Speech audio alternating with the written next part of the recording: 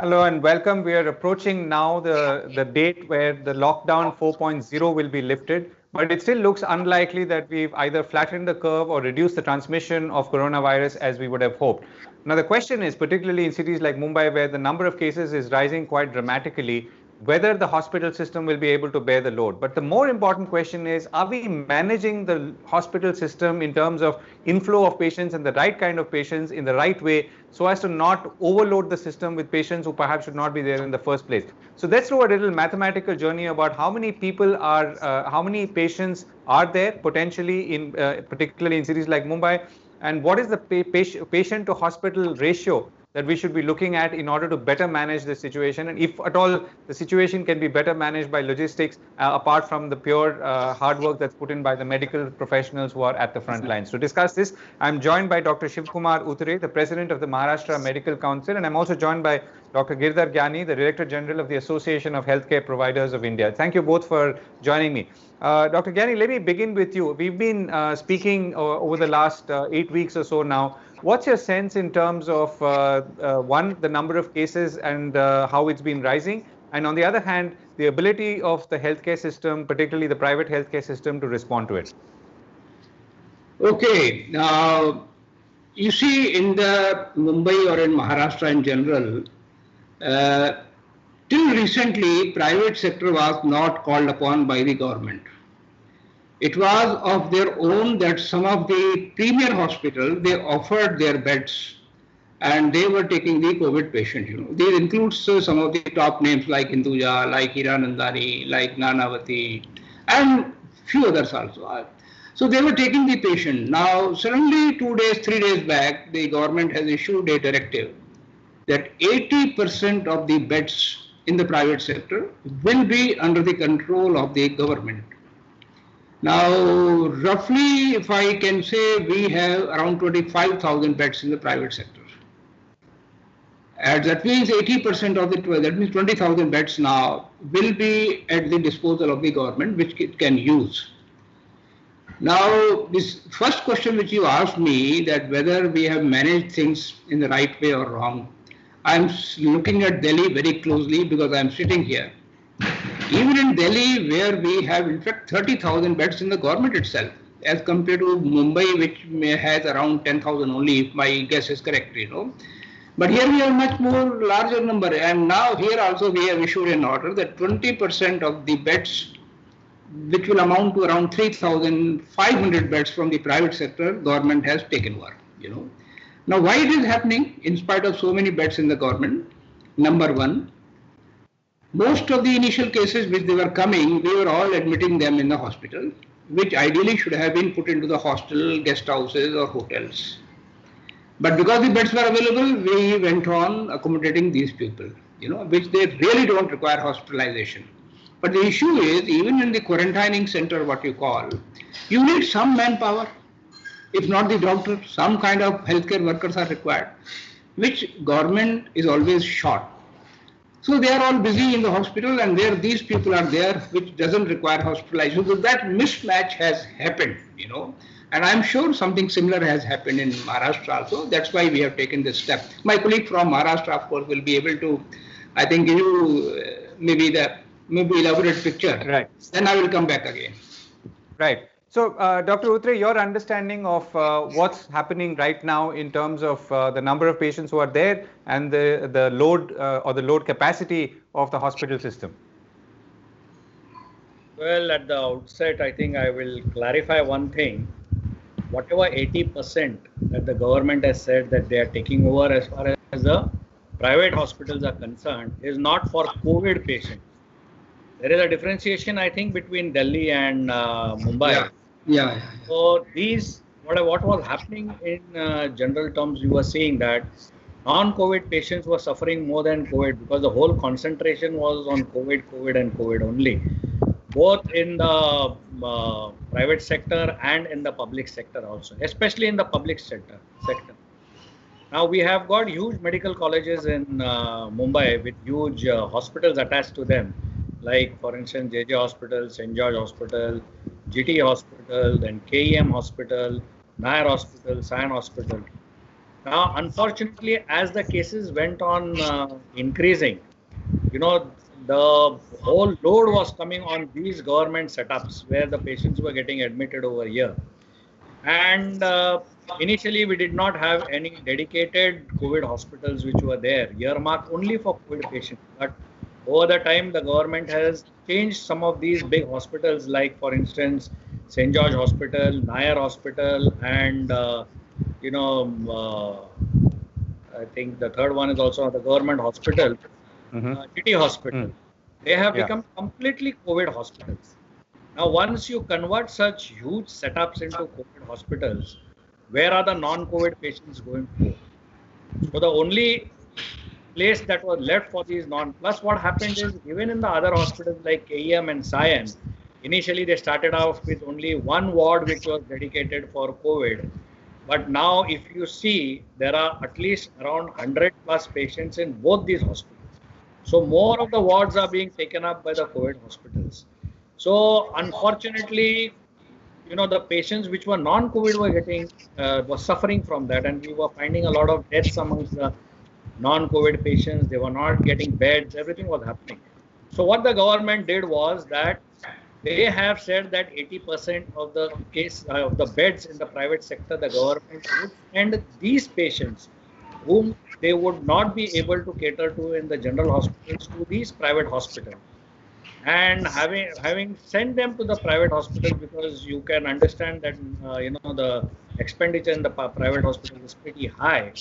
What they have done is they have put a cap on the charges of different procedures and surgeries that they would be allowed to do in these private hospitals, so that these patients could get definitive medical treatment in these private hospitals. So this is basically what has happened in Mumbai, and I think that's a good move.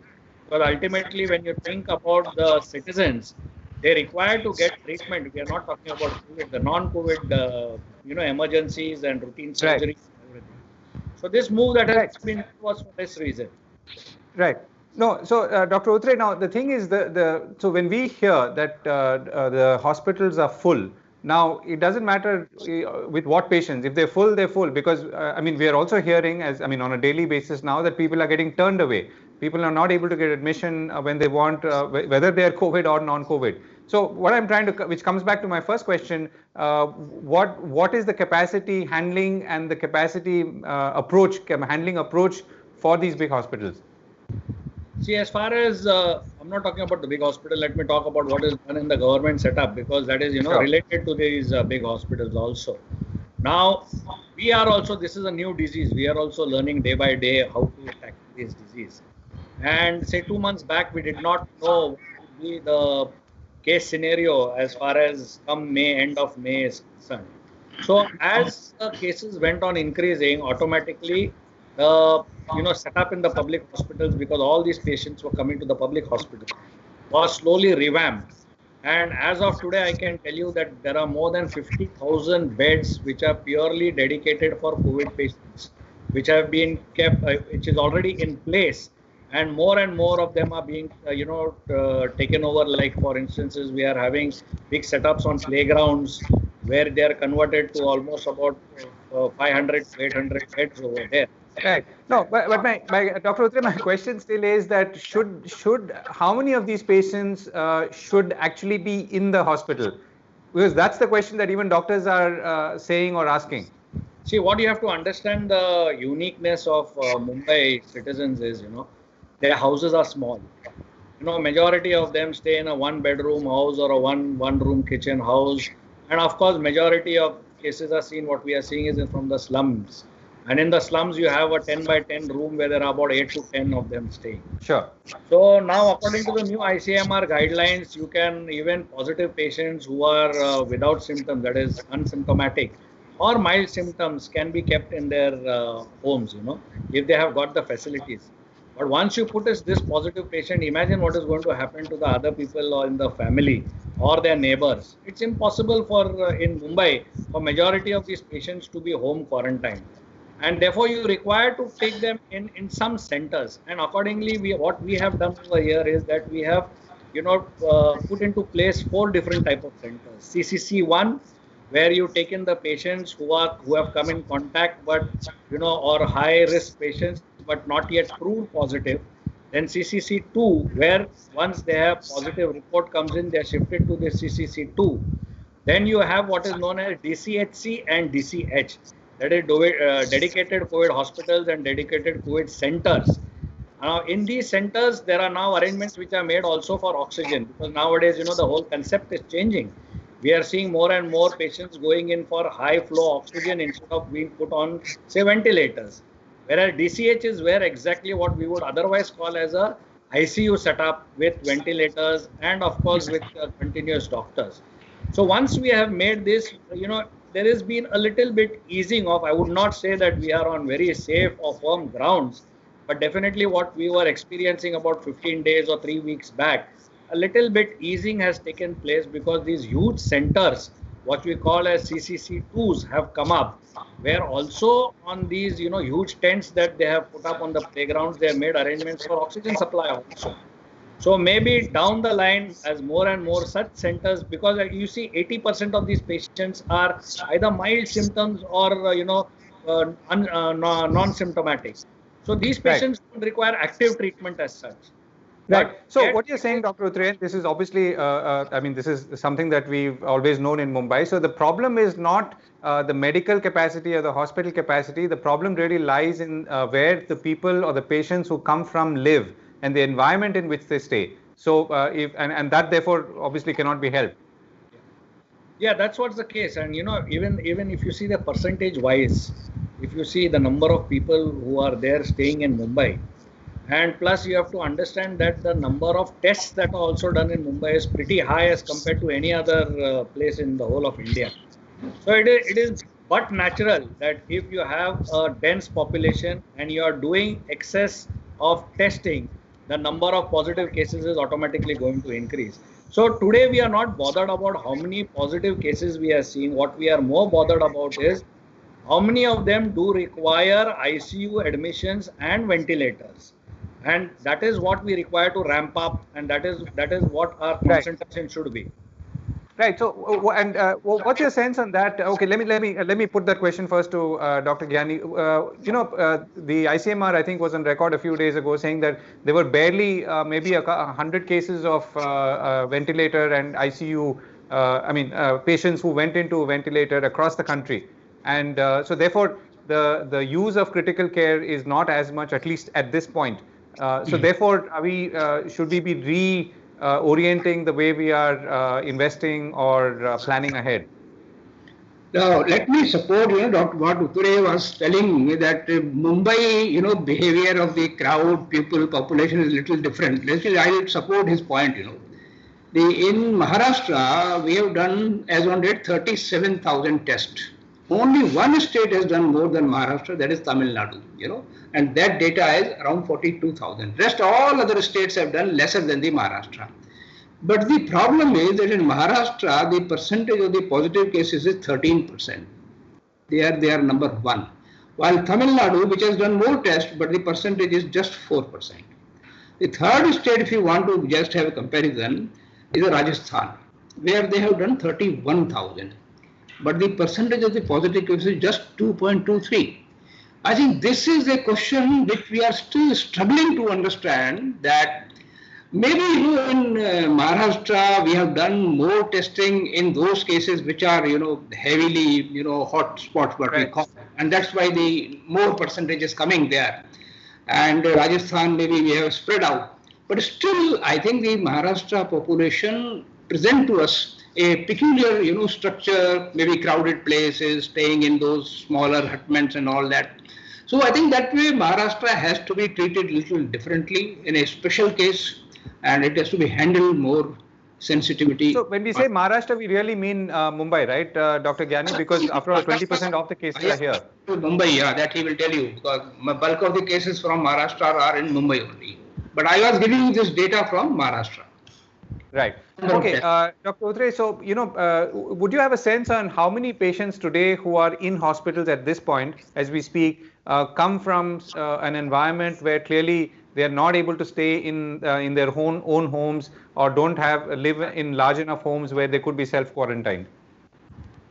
Well, today, if you take across the board amongst all these 4 different types of centers that have been started, I would say almost 75% of these patients come from the regions where they do not have facilities to either home quarantine or home isolate themselves. And that is the reason why, we, as you said, even today, we are finding it a little difficult to get a bed when, someone becomes positive and becomes a little serious, because they have to run from one hospital to other.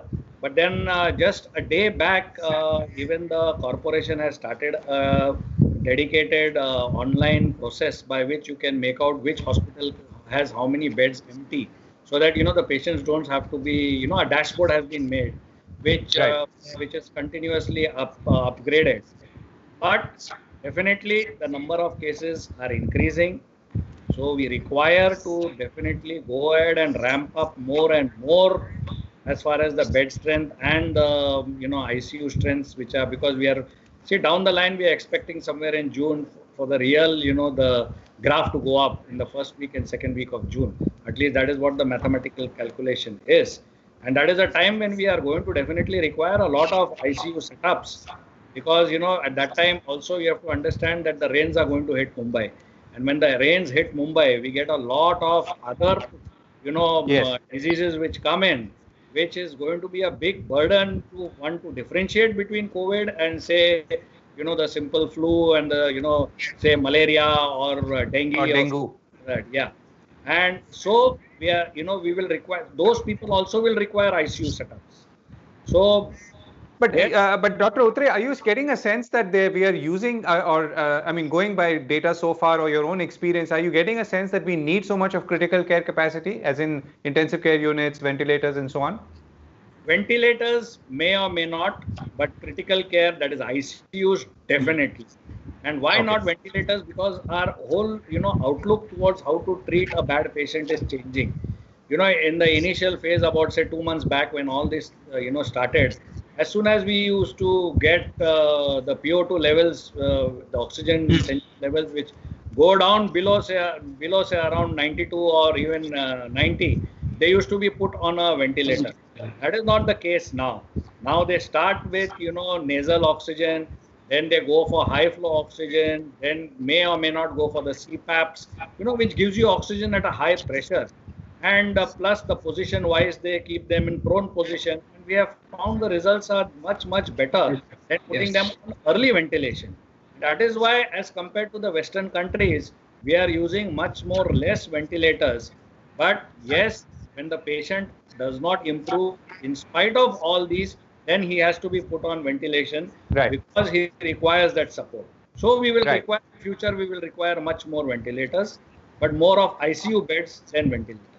Right. Okay. Last couple of questions. Let me come back to you, Mr. Gyani. So, what's your sense in the days ahead? I mean, we know the data now. We can see how things are not slowing down. What's your sense of the demand supply for hospital beds, particularly given the demographics of the people who are now being admitted?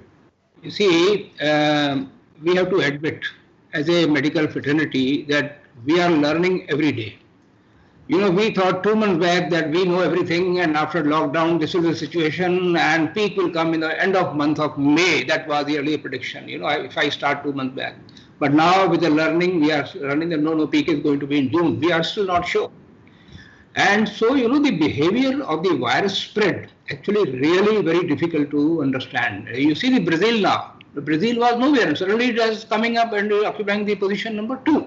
So we have to be still very careful. But I think by and large, we have understood that we will need, and now we will be carefully utilizing the hospital beds. We will, what actually Dr. Utre was saying, I know in Maharashtra, they have put huge facility in the temporary, sheds. They have created, I don't know how many thousands of the beds they have created for the quarantining. So we will be putting the patients there, maybe even transferring the existing patient from the hospital to these facilities and keeping, and what he was saying, that with the rainy season, when more patients will come from the other diseases, and actually they will actually require ICU.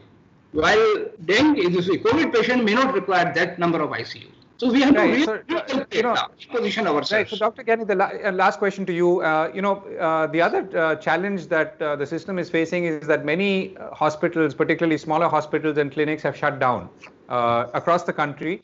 And what's your sense? I mean, do you see some of them opening again? Are they likely to open again, or are they going to be? Yeah, simple reason is fear. Even small clinic, if you go, I talk to my friends, they are running small clinic, they are very afraid. They do not have that paraphernalia to handle the COVID patient if he comes in the OPD. Same fear is there in the mind of population. They are also trying to postpone, all kind of things. So that fear, as we go on overcoming that fear, I am finding now that IPD in the non-COVID hospital was 30%, now it is going 35, somewhere catching up 40%. So patient footfall now is gradually increasing, and now we are trying to bring teleconsultation, although Indian Medical Association is still not in favor of that. But Government of India has brought out the teleconsultation, guideline and authorized platform. So maybe some element of fear obviously will be overcome, and some simple things will be through teleconsultation. But do you see many of these smaller hospitals and clinics opening up in the coming weeks and months? Yeah, because we have no option. We cannot allow them to shut down, let me tell you, because COVID is there and COVID will go, but the disease will remain. In any case, we are very short of the number of beds. In overall India, we have 1.3 beds per 1,000.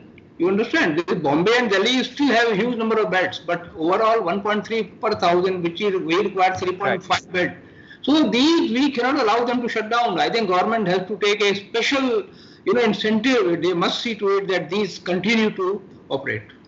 And just absolutely last question to you, Dr. Gyani. Any sense of how many such hospitals are shut or clinics are shut across the country? Actually, we have really no number. But we know once the footfall goes below 20%, the EBITDA will go negative. And EBITDA negative means you will sustain the cash flow not more than 2 months. This is across the India. We have done the survey. Right. Okay. Dr. Utre, last question to you. So what's your sense as the numbers rise, as we go into June, what's your sense on how we are going to manage this? Are you confident that the capacity that we are creating as a quarantine capacity, as you described it, is that going to be sufficient? And all the other steps that we are taking, will that be enough? Well, to be very frank, I think as of now, the disease is galloping much more ahead than how much capacity we can create. The government is trying its best to, increase the capacity. Maybe we may catch up with them as far as the number of cases is concerned. But, to add to what Dr. Gyani has just said, what very true thing, what you have to understand is, as you said that the clinics were shut, which you are seeing even in Mumbai, you have to understand that doctors are also human beings. Doctors also get scared. This was a new disease which we never knew anything about this disease. And what we were hearing, the horrific things that were happening in the Western countries, we thought the same thing would happen over here. And the worst part was that in the beginning when this disease came in, we never had any protection. See, we did not have any industry of creating PPEs or masks or whatever it is. And then, you found suddenly that in the medical colleges and the government hospitals, a lot of doctors or health workers who were falling sick. So this put a scare in all the doctors. Let me tell you, in a place like Dharavi, which was the worst place up till now, because I was involved in that whole Dharavi project right from day one. When all there were hardly 2 or 3 clinics which were open over there. And then what we did is we tied up with the corporation, and then from the corporation side, we started giving them, all the doctors, we promised them to give them PPEs every day. And once we started supplying them with PPEs, you won't believe it, that as of now, around 125 to 130 clinics have already started in Dharavi.